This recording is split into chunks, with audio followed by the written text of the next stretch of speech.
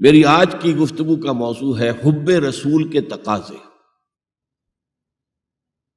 ظاہر بات ہے کہ کوئی مسلمان ایسا نہیں ہوگا کہ جو مدعی نہ ہو کہ اسے حضور سے انتہائی محبت ہے، بلکہ جو عوام ہیں مسلمان، وہ چاہے بے عمل ہوں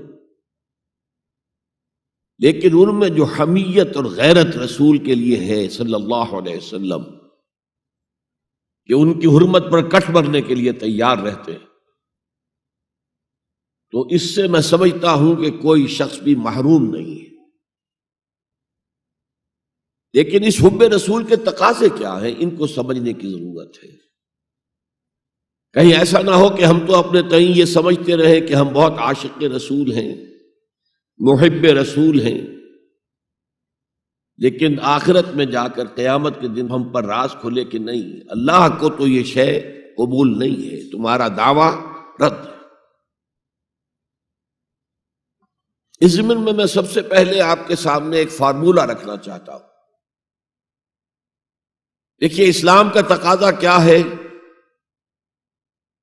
اللہ کی اطاعت کرو اور اللہ کے رسول کی اطاعت کرو، یہ بنیاد ہے۔ حاکم مطلق اللہ ہے،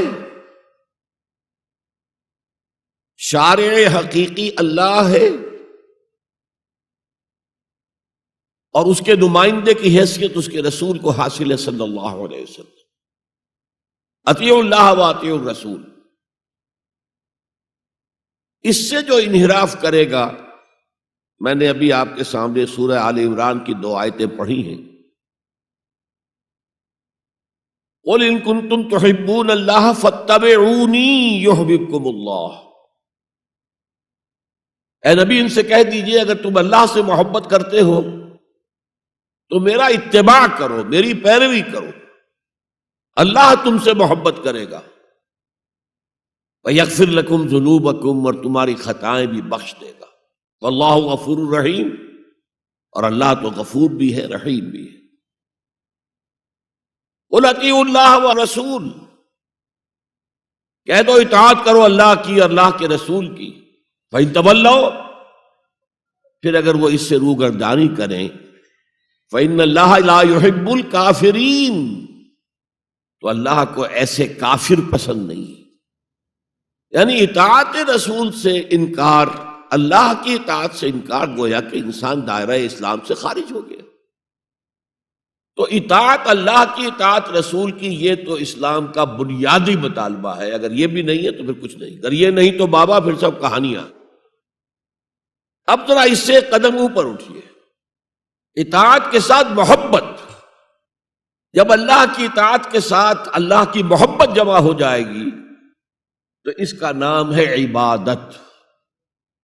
امام ابن تیمیہ رحمۃ اللہ علیہ کے جو شاگرد رشید ہیں، حافظ ابن قیم رحمۃ اللہ علیہ، انہوں نے عبادت کی ڈیفینیشن کی ہے۔ عبادت کیا ہے؟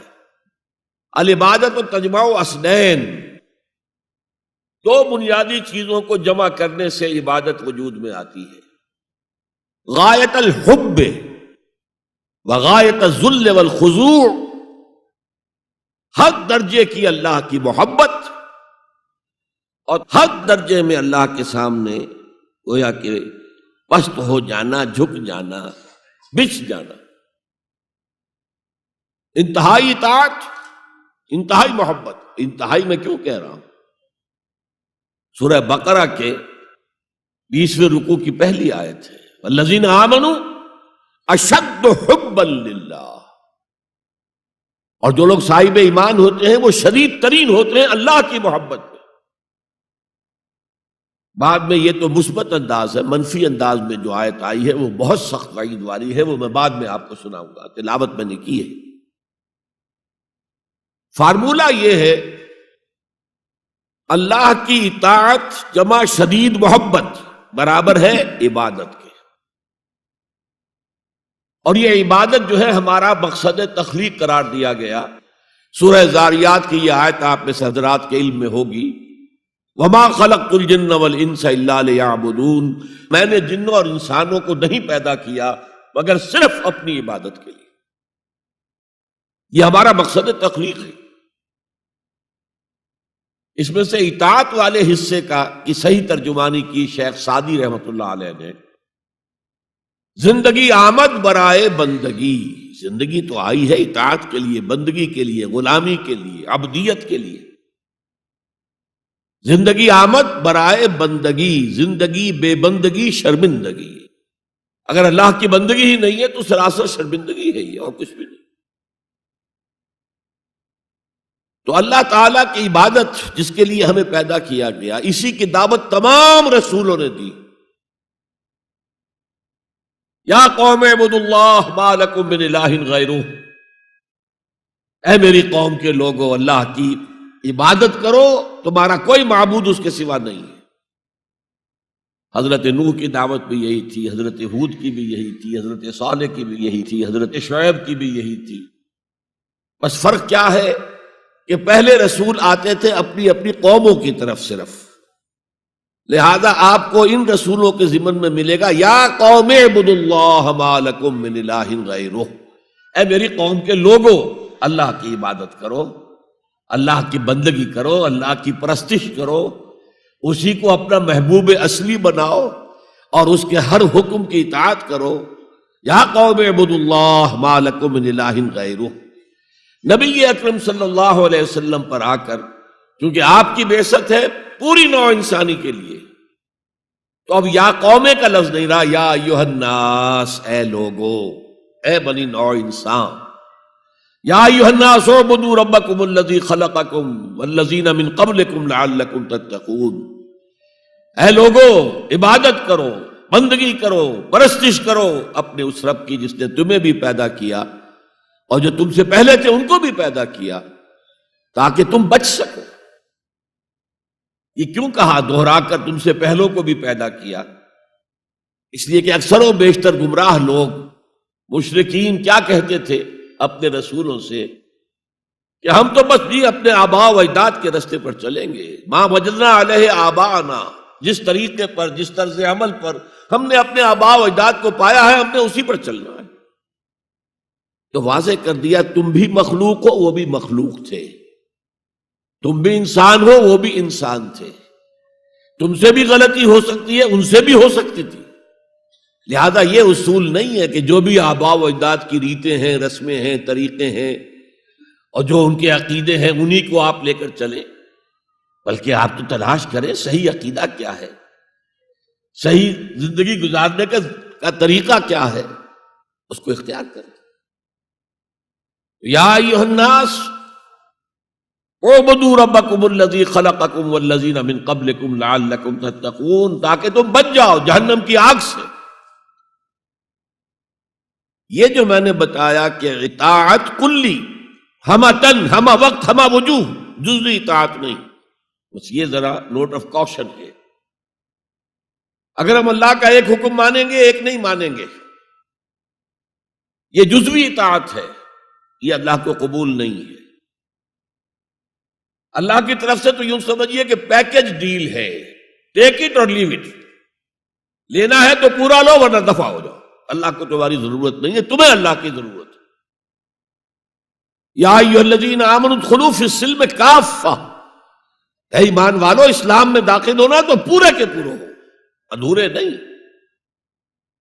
اور سورہ بقرہ کی آیت نمبر 85 کے اندر تو جو وعید آئی ہے، افتؤمنون ببعض الکتاب وتکفرون ببعض، کیا تم ہماری کتاب، ہماری شریعت کے کچھ حصے کو مانتے ہو اور کچھ کو رد کرتے ہو؟ فما جزاء من یفعل ذلک منکم، تو جو کوئی بھی تم میں سے یہ روش اختیار کریں گے ان کی کوئی سزا اس کے سوا نہیں ہے، کان کھول کر سنیے، ان کی کوئی سزا اس کے سوا نہیں ہے کہ دنیا میں ذلیل و خوار کر دیے جائیں اور قیامت کے دن یردون الی اشد العذاب، شدید ترین عذاب میں جھونک دیے جائیں۔ وما اللہ بغافل عما تعملون، اللہ غافل نہیں ہے، بے خبر نہیں ہے، لا علم نہیں ہے اس سے کہ جو تم کر رہے ہو۔ تم اپنی داڑھیوں کے طول سے اللہ کو دھوکہ نہیں دے سکتے، تم اپنے پائجاموں کو ٹخنوں سے اوپر رکھے اللہ کو دھوکہ نہیں دے سکتے کہ تم بہت متبع رسول ہو، تم اپنے عمروں اور حجوں سے اللہ کو دھوکہ نہیں دے سکتے، اللہ کو معلوم ہے کہ حرام کی کمائی سے حج کیا ہے تم نے۔ حرام کی کمائی سے عمرہ کیا ہے تو یہ جو جزوی اطاعت ہے کوئی اطاعت نہیں، اللہ کو قبول نہیں۔ آدمی سوچتا ہے کہ چلیے میں نے یہ کام اچھے کیے، یہ برے کیے، مجھے اچھے کاموں کا کچھ کریڈٹ بھی تو ملنا چاہیے نا، لیکن نہیں، اللہ کہتا ہے جزوی اطاعت منہ پر دے ماری جائے گی۔ اور جو دنیا کی سزا ہے وہ تو ہم اپنی آنکھوں سے دیکھ رہے ہیں، 130 140 یا 150 کروڑ مسلمان دنیا میں ہیں، ذرا اندازہ کیجیے۔ لیکن ہماری رائے کی کوئی اہمیت ہے؟ بین الاقوامی معاملات میں کوئی ہم سے مشورہ لیتا ہے کیا؟ آپ کا کیا خیال ہے؟ کس نمی پرست کے بھیا کیستی، ایسے بھی ملک تھے کہنا چاہیے، اب تو ان کا حال پتلا ہے، دولت کے انبار تھے ان کے پاس، لیکن ان کا مذاق اڑتا تھا مغربی ممالک، وہ چاہے سعودی بادشاہ ہوں اور چاہے وہ UAE کے امیر ہوں، مذاق ہی اڑتا تھا، کوئی حیثیت نہیں۔ حالانکہ کتنا بڑا رقبہ ہے انڈونیشیا کے آخری جزیروں سے لے کر موریتانیہ تک، سالڈ اسلامی آبادی، مسلمان آبادی۔ آپ کہیں گے کہ یہ بھارت جو ہے اس میں تو اکثریت تو نہیں ہے، لیکن 15 کروڑ یا 18 کروڑ تو آدمی یہاں موجود ہیں، لیکن کوئی عزت، کوئی حیثیت دنیاوی بین الاقوامی سطح پر۔ بہرحال یہاں بھی ہیں لوگ، کھاتے پیتے لوگ ہیں، ان کی اپنی کچھ عزت ہے اپنے معاشرے کے اندر، لیکن بحیثیت امت، بحیثیت قوم کیا حیثیت ہماری؟ تو الا خزی فی الحیات الدنیا، وہ تو ہماری نگاہوں کے سامنے موجود ہے۔ اب قیامت کے دن کے بارے میں جو دھمکی اللہ نے دی ہے، وَيَوْمَ الْقِيَامَةِ يُرَدُّونَ إِلَىٰ أَشَدِّ الْعَذَابِ، قیامت کے دن شدید ترین عذاب میں جھونک دوں گا۔ اس پر اللہ سے معافی طلب کی جا سکتی ہے، دعا ہی کی جا سکتی ہے، اللہ ہم پر رحم فرمائیے۔ خليل بالقرآن هو إمامنا على هداية الله آمتنا، كلام ربنا هدايتنا، عطاء جبريل على رسول